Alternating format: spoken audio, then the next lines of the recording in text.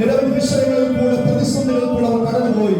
Hallelujah. എന്നാൽ തക്ക സമയത്ത് വിടുതലിന്റെ കരം ദൈവം വ്യാപരിപ്പിച്ചതിനാൽ ഹല്ലേലൂയ ദാവീദിന്റെ താക്കോൽ കൈവശമുള്ളവൻ ആരടച്ചാലും തുറക്കുവാൻ കഴിയുന്നവൻ ആര് തുറന്നാലും അടയ്ക്കുവാൻ കഴിയുന്നവൻ ഇന്ന് രാത്രിയിൽ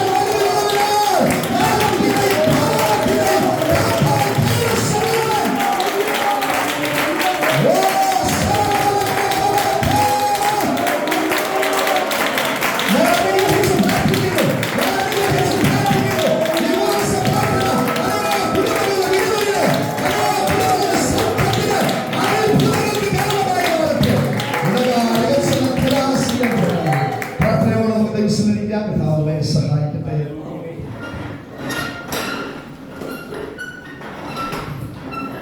നല്ല രാത്രിക്കാലം ദൈവത്തെ സ്തുതിക്കുന്നു. തുടർന്ന് നമ്മൾ ശാന്തമായ ദൈവത്തിന് കേൾക്കുവാൻ പോവുകയാണ്. ഉഷ്ണമായ നാം ചേർന്ന് വീണ്ടും കർത്താവിനെ പാടി ആരാധിക്കുകയും പ്രാർത്ഥനയോടെ കടന്നു പോകുവാൻ കർത്താവിനെ സഹായിക്കട്ടെ. എബ്രായർക്കെഴുതിയ ലേഖനത്തിലേക്ക് നമുക്ക് കടന്നു വരാം. 9-ാം അധ്യായത്തിന്റെ എബ്രായർക്കെഴുതിയ ലേഖനം 9-ാം അധ്യായത്തിന്റെ 1 മുതൽ 9 വരെ കുറെ വാക്യങ്ങളുടെ വായിക്കും നല്ലതായിരിക്കും. എബ്രായർക്കെഴുതിയ ലേഖനം 9-ാം അധ്യായത്തിന്റെ 1 മുതൽ 9 വരെയുള്ള വാക്യങ്ങൾ. ആദ്യ നിയമത്തിനും ആരാധനയ്ക്കുള്ള ചട്ടങ്ങളും ലൗകികമായ വിശുദ്ധ മന്ദിരവും ഉണ്ടായിരുന്നു. കഴിഞ്ഞ ആഴ്ചകളിലൊക്കെ നമ്മുടെ ചർച്ചയിൽ ശുശ്രൂഷയാണെന്ന് സമാഗമന കൂടാരത്തെ കുറിച്ച് ശുശ്രൂഷയാണെന്ന് കർത്താവിന്റെ ദൈവത്തിന്റെ ആഗ്രഹം മനുഷ്യനോട് കൂടിയുള്ള വാസമാണ്. ഉൽപ്പത്തി പുസ്തകം തുടങ്ങുമ്പോൾ തന്നെ നമുക്കത് കാണാൻ കഴിയുന്നുണ്ട്. സർവശക്തനായ ദൈവം ആദമിനെ കാണുവാൻ വെയിലാകുമ്പോൾ കടന്നു വരാറുണ്ടായിരുന്നു. പാപനിമിത്തം ആദവുമായുള്ള ബന്ധം നഷ്ടപ്പെടുകയും ആത്മബന്ധം നഷ്ടപ്പെടുകയും യാഗങ്ങൾ പാപപരിഹാരത്തിനുള്ള യാഗങ്ങളിലേക്ക് ഉൽപ്പത്തി പുസ്തകത്തിൽ തന്നെ കർത്താവ് ആരംഭിക്കുന്നത് നമുക്ക് കാണാൻ കഴിയുന്നുണ്ട്. എന്നാൽ കർത്താവിന്റെ ആത്യന്തികമായ ആഗ്രഹം മനുഷ്യനോട് കൂടെയുള്ള വാസമാണ്. Praise the Lord. ആദമിന് ശേഷം അബ്രഹാമിനോടൊക്കെ കർത്താവ് ഇടപെടുന്നുണ്ട്, ഇസ്ഹാക്കിനോട് ഇടപെടുന്നുണ്ട്. എന്നാൽ മോശയുടെ കാലഘട്ടമായപ്പോൾ ദൈവം പറയാണ്, എനിക്ക് നിങ്ങളുടെ ഇടയിൽ വസിക്കണം, എനിക്ക് നിങ്ങളുടെ ഇടയിൽ വസിക്കുവാൻ ഒരു കൂടാരം പണിയണം, സമാഗമന കൂടാരം. മോശയെ ദൈവം സ്വർഗ്ഗത്തിൽ നിന്ന് കാഴ്ചകൾ കാണിക്കുന്നു. ഞാൻ നിനക്ക് പർവ്വതത്തിൽ കാണിച്ച മാർഗപ്രകാരം തന്നെ നീ എനിക്കൊരു കൂടാരം പണിയണം എന്ന് ദൈവത്തിൽ നമുക്ക് കാണാൻ കഴിയുന്നുണ്ട്. കൂടാരത്തിലുള്ള ചില ഉപകരണങ്ങളുടെ കാര്യമാണ് എബ്രായ ലേഖന കർത്താവ് പരിശുദ്ധാത്മാവിൽ രചിക്കുമ്പോൾ പഴയ നിയമത്തിൽ ഉണ്ടായിരുന്ന കൂടാരത്തെ കുറിച്ചും കൂടാരത്തിലുണ്ടായിരുന്ന ഉപകരണങ്ങളെ കുറിച്ചുമാണ് എബ്രായ ലേഖനം 9-ാം അധ്യായത്തിന്റെ പ്രാരംഭ ഭാഗത്ത് പറഞ്ഞു തുടങ്ങുന്നത്. അല്ലെ, ആരാധനയ്ക്കുള്ള ചട്ടങ്ങൾ ഉണ്ടായിരുന്നു, ഒരു വിശുദ്ധ മന്ദിരം ഉണ്ടായിരുന്നു. ഓടിച്ചു വായിക്കും, ഒരു കൂടാരം ചുമച്ചു. ആദ്യ ഭാഗത്ത് നിലവിളക്ക്, മേശ ഉണ്ടായിരുന്നു, കാഴ്ചയപ്പം ഉണ്ടായിരുന്നു. അതിന് വിശുദ്ധ സ്ഥലം എന്നും പേർ. ശലോമോൻ ദേവാലയം പണിയുമ്പോഴും സമാഗമന കൂടാരത്തിന്റെ അതേ മാതൃകയിൽ തന്നെയാണ് പണിയുന്നത്. ഇത് സ്വർഗത്തിൽ ദൈവം മോശയ്ക്ക് കാണിച്ചു കൊടുത്ത പ്രകാരമാണ്, മാതൃക പ്രകാരമാണ് ഇത് പണിയപ്പെടുന്നത്. അപ്പോൾ നമുക്കറിയാം, ദേവാലയത്തിനും സമാഗമന കൂടാരത്തിനും ഒരു പ്രാകാരം ഉണ്ടായിരുന്നു. സാധാരണ ജനത്തിന് സംബന്ധിക്കുവാൻ പറ്റുന്ന ഒരു പ്രാകാരം. പിന്നീട് ഒരു വിശുദ്ധ സ്ഥലം, മഹാപുരോഹിതന്മാർക്ക് ശുശ്രൂഷിക്കാൻ കഴിയുന്ന വിശുദ്ധ സ്ഥലം. ആണ്ടിലൊരിക്കൽ വിശുദ്ധ മഹാപുരോഹിതന് മാത്രം കടന്നു ചെല്ലുവാൻ കഴിയുന്ന അതിവിശുദ്ധ സ്ഥലം. 3 ഭാഗങ്ങൾ. അതാണ് എഴുതിയിരിക്കുന്നത്. വിശുദ്ധ സ്ഥലം എന്ന് പറഞ്ഞാൽ 2-ാം തിരശ്ശീലയ്ക്ക് പിന്നിലോ അതിവിശുദ്ധം എന്ന ഒരു കൂടാരം ഉണ്ടായിരുന്നു. പൊന്നുകൊണ്ടുള്ള ധൂപകലശം, പൊന്ന് പൊതിഞ്ഞ നിയമപ്പെട്ടകം, ഒരു പെട്ടകം അതിനകത്തുണ്ടായിരുന്നു. വിശുദ്ധ സ്ഥലത്ത്, അതിവിശുദ്ധ സ്ഥലത്ത് ഒരു പെട്ടകം ഇരിക്കുന്നു. അതിനകത്ത് മന്ന ഇട്ടുവച്ച പൊൻപാത്രം, അഹരോന്റെ തകർത്ത വടി. മന്നയെ കുറിച്ചൊക്കെ നമ്മുടെ ചർച്ച ചിന്തിച്ചതാണല്ലേ. മന്ന യേശു കർത്താവിന്റെ നിഴലാണ്. നിയമപ്പെട്ടകം യേശു കർത്താവിന്റെ നിഴലാണ്. മന്ന സ്വർഗത്തിൽ നിന്ന് ഇസ്രായേൽ മക്കൾക്ക് വേണ്ടി ദൈവം പൊഴിച്ചതാണ്. ഹല്ലേലൂയ. സ്വർഗത്തിൽ നിന്ന് ഇറങ്ങി വന്ന ജീവന്റെ അപ്പം, ഹല്ലേലൂയ, മന്ന, അത് ക്രിസ്തുവിന്റെ നിഴലാണ്. അവരുടെ കറുത്ത വടി ഇവിടെ ഉണ്ട്. എല്ലാം ചിന്തിക്കാനുള്ള സമയമുണ്ടോ എന്ന് അറിയത്തില്ല. താഴെ ചിന്തിക്കാം. അതിന് മീതെ നിയമത്തിന്റെ കൽപ്പനകൾ, കർത്താവ് മോശയ്ക്ക് കൈമാറിയ, സിനായ് പർവ്വതത്തിൽ കൈമാറിയ കൽപ്പനകൾ. കൃപാസനം ഒരു അടപ്പാണ്, ഒരു ഡോറാണ്. ഈ നിയമപെട്ടകത്തിന്റെ മുകളിൽ ഇരിക്കുന്ന ഒരു ഡോർ, തുറക്കാവുന്ന ഒരു ഡോറാണ് കൃപാസനം. ആ കൃപാസനത്തെ മൂടുന്ന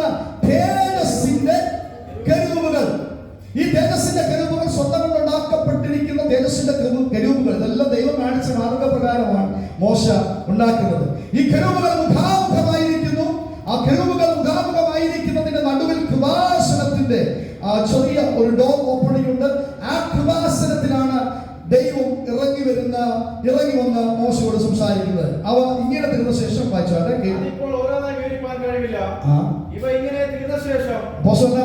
കഴിവില്ല അത് വിവരിപ്പാൻ. ആ സമയത്ത് എനിക്ക് വിവരിപ്പാനായിട്ടുള്ള സമയം എന്റെ മുമ്പിൽ. വായിച്ചാട്ടെ. ഇവ ഇങ്ങനെ തീർന്ന ശേഷം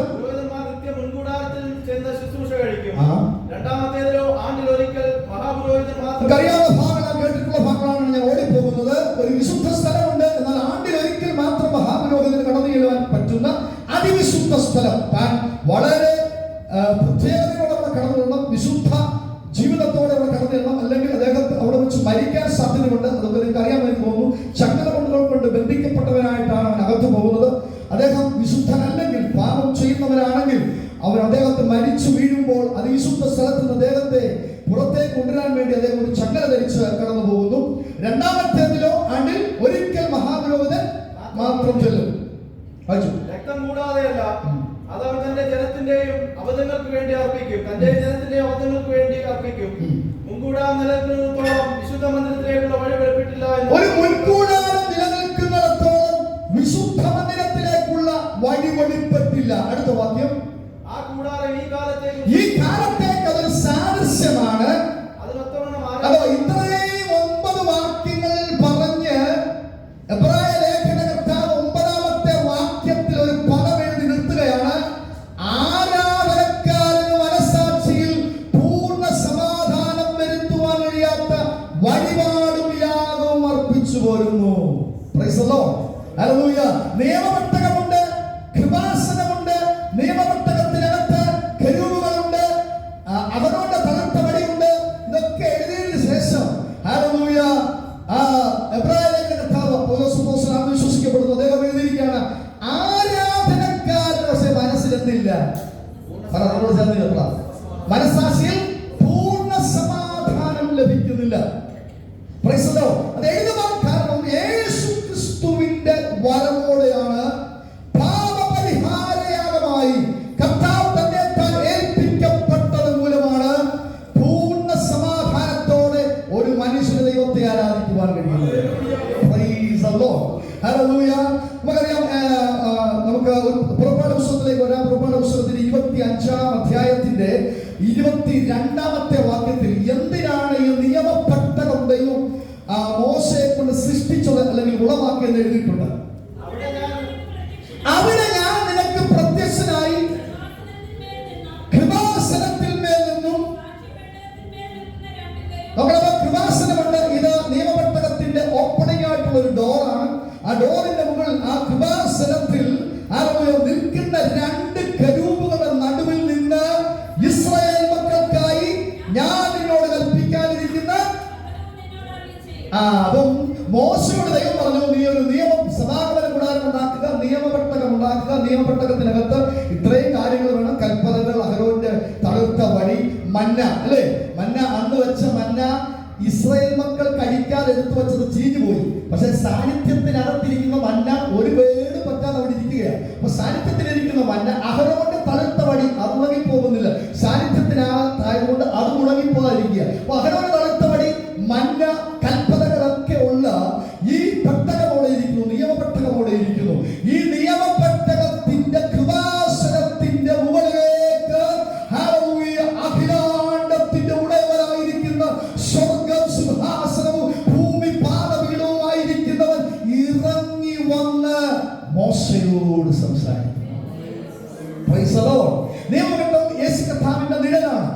സമാഗമന കൂടാരം യേശു കർത്താവിന്റെ നിഴലാണ്. പഴയ നിയമ പുതിയ നിയമ പുസ്തകങ്ങൾ പഠിക്കുമ്പോൾ, പ്രത്യേകിച്ച് എബ്രായ ലേഖനം പഠിക്കുമ്പോൾ, പല ഭാഗങ്ങളിൽ പഴയ നിയമത്തിന്റെ പല കാര്യങ്ങൾ എഴുതിയിട്ട് കർത്താവുമായിട്ടുള്ള സാമ്യത്തെ ഇവിടെ കാണിക്കുന്നുണ്ട്. സമാഗമന കൂടാരം, മന്ന, നിയമപെട്ടകം എല്ലാം കർത്താവിന്റെ നിഴലായിരിക്കുമ്പോൾ ദൈവം ഇറങ്ങി വന്ന് തന്റെ ജനത്തോട് സംസാരിക്കാൻ ആഗ്രഹിച്ച് കൃപാസനത്തിൽ ഇറങ്ങി വരുന്നതിനായി ദൈവം ഉണ്ടാക്കാൻ പറഞ്ഞ പെട്ടകമാണ് നിയമപെട്ടകം.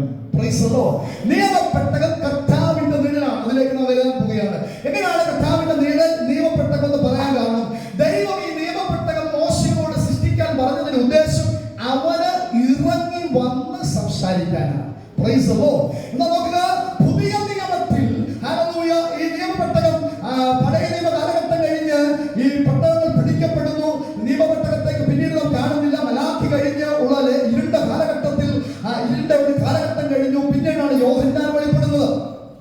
അതിനുശേഷം കർത്താവ് വെളിപ്പെടുന്നത് വചനമായിരുന്നവൻ. നമുക്ക് കഴിഞ്ഞാൽ ചിന്തിച്ചതാണ്, വചനമായിരുന്നവനല്ലേ ക്രിസ്തു.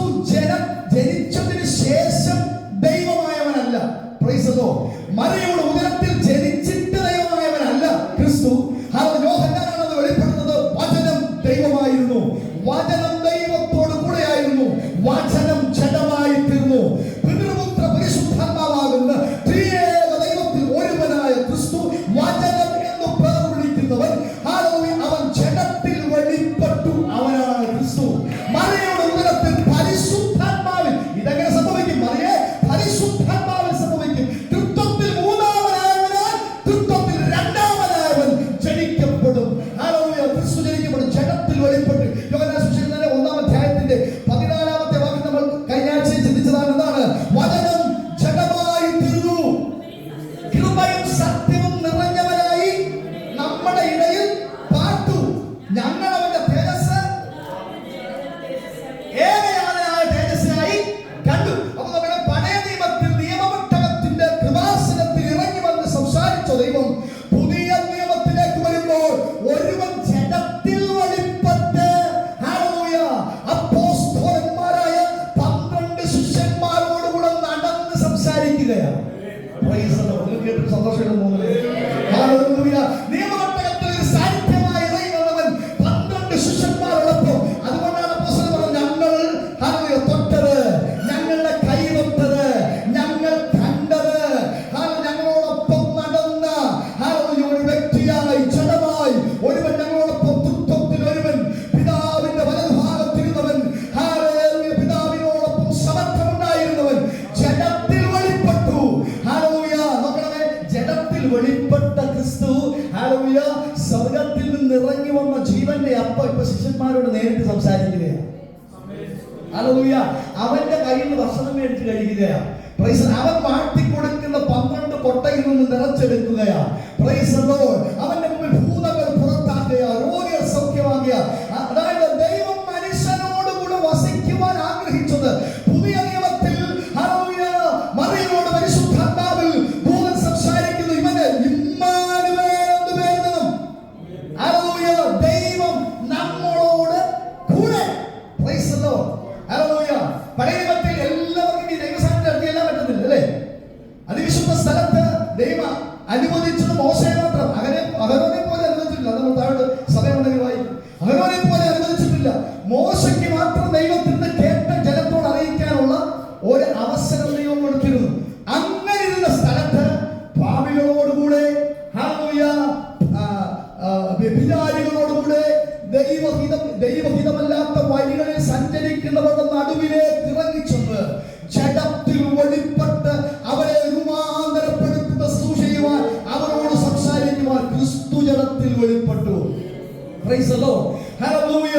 ഇത് ഈ പഴയ നിയമത്തിൽ ഈ പട്ടണത്തിന്റെ മേലൊരു തേജസ് ഉണ്ടായിരുന്നു അല്ലേ? ഈ കൃപാസനം എപ്പോഴും തേജസ്സാണ് നിന്നിക്കൊണ്ടിരുന്നു. നമുക്കറിയാം, ശൗൽ അപ്പോസ്തലനാകുന്നതിന് മുമ്പ്, പൗലോസ് ആകുന്നതിന് മുമ്പ് ദമസ്കോസിന്റെ പടിവാതിലിലേക്ക് പോകുന്ന സമയത്ത്, അധികാര പത്രവുമായി പോകുന്ന സമയത്ത്, പിന്നീട് ശൗൽ അതിനെക്കുറിച്ച് വെളിപ്പെടുത്തുമ്പോൾ ഒരു പദം എഴുതിയിട്ടുണ്ട്: സൂര്യനെ കവിയുന്ന ഒരു പ്രകാശം എന്റെ മേൽ വന്നു. ഞാൻ അന്ധനായി തീർന്നു. ദൈവത്തെ നമ്മുടെ നഗ്ന നേത്രങ്ങൾ കൊണ്ട് നമുക്ക് കാണാൻ കഴിയത്തില്ല. നഗ്ന നേത്രങ്ങൾ കൊണ്ട് കാണാതെ സൂര്യന്റെ വെളിച്ചം പോലെ ഒരു വെളിച്ചം കണ്ടപ്പോഴേ അപ്പോസ്തലനായ പൗലോസിന്റെ കണ്ണ് അടഞ്ഞുപോയി അല്ലേ? ബന്ധിക്കപ്പെട്ടു പോയി. അവൻ ഇരുട്ടിൽ തപ്പിക്കൊണ്ട് യൂദരുടെ ഭവനത്തിലേക്ക് ചെല്ലുന്നത് നമുക്ക് കാണാൻ കഴിയുന്നുണ്ട്. എന്താ കാര്യം? യേശു കർത്താവിന്റെ തേജസ് കണ്ടു. ഈ തേജസ്സാണ് പഴയ നിയമത്തിൽ ഈ കൃപാസനത്തിലാണ് വ്യാപരിച്ചുകൊണ്ടിരുന്നത്. നമുക്കറിയാം, മോശയെ കുറിച്ച് ദൈവം മോശയോട് സംസാരിക്കുമ്പോൾ ദൈവം മോശയോട് പറയുന്നുണ്ട്: ഞാൻ നിനക്ക് പകൽ മേഘസ്തംഭ, രാത്രി അഗ്നിസ്തംഭ, ഇസ്രായേൽ ജനത്തിന് വേണ്ടിയുള്ള സകലം നിനക്ക് തരാം.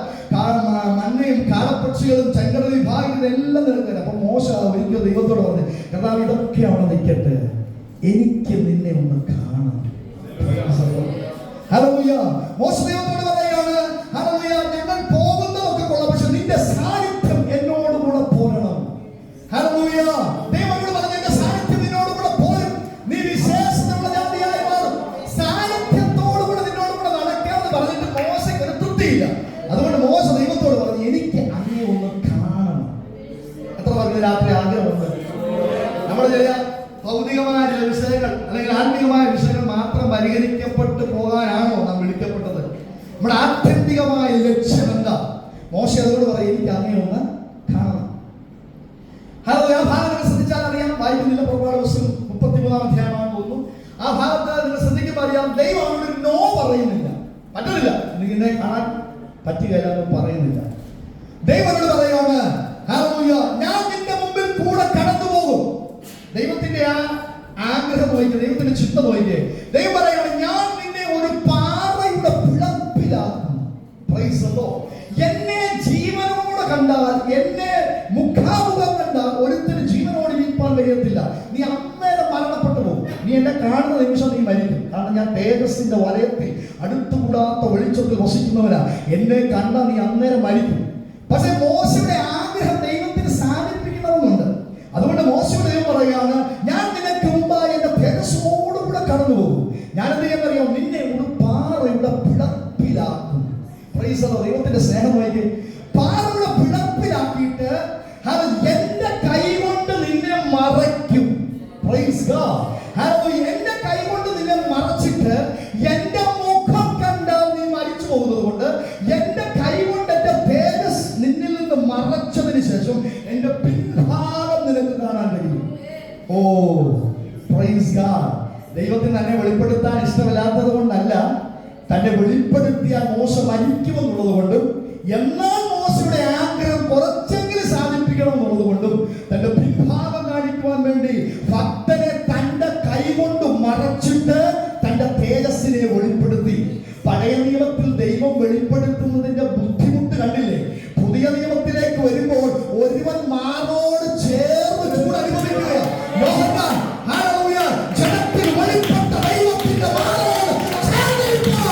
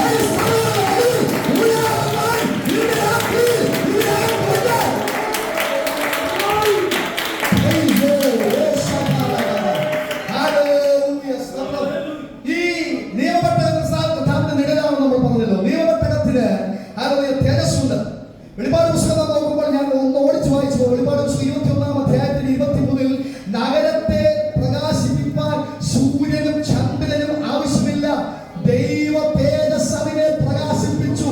കുഞ്ഞാട് അതിന്റെ വിളക്കാണ്. അത് പഴയ നിയമത്തിൽ കൃപാസനത്തിൽ മിന്നിക്കൊണ്ടിരിക്കുന്ന ദൈവ തേജസ്. വെളിപ്പാട് ലേഖനകർത്താവ് എഴുതി വച്ചിരിക്കുന്നു, ഒരു കുഞ്ഞാടാണ് അതിന്റെ വിളക്ക്. സൂര്യൻ അവിടെയില്ല, ചന്ദ്രൻ അവിടെയില്ല, കുഞ്ഞാട് അതിന്റെ വിളക്ക്.